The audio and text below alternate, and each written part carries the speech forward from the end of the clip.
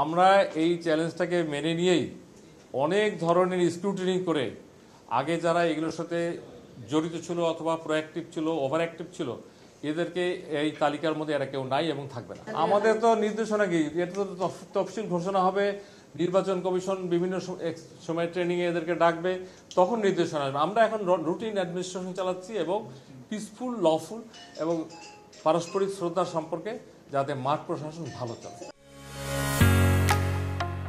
ঢালাইয়ের সেরা premier cement.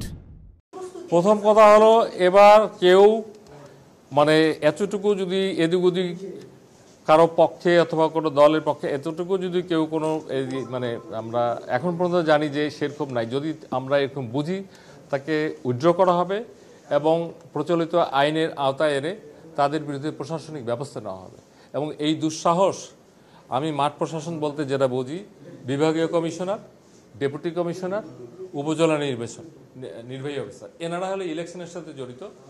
AC line and other officers, তারা ল অ্যান্ড অর্ডার হয়ে ম্যাজিস্ট্রেট হিসেবে ওই সময় পুলিশের সাথে ডিউটি করে, আর্মির সাথে ডিউটি করে। এটা হলো ম্যাজিস্ট্রেসি ডিউটি।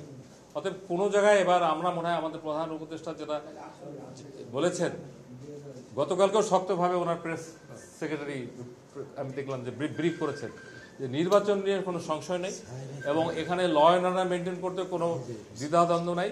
এবং আমাদের যে 3টা ইলেকশনের অভিজ্ঞতা সিভিল সার্ভিসের, এখান থেকে তাদেরকে অত্যন্ত শক্ত বার্তা, এখনও আমরা সেইভাবে যারা ইলেকশনের রিটার্নিং অফিসার কারা হচ্ছে এটা পুরো নির্ধারিত হবে তফসিল ঘোষণার পর।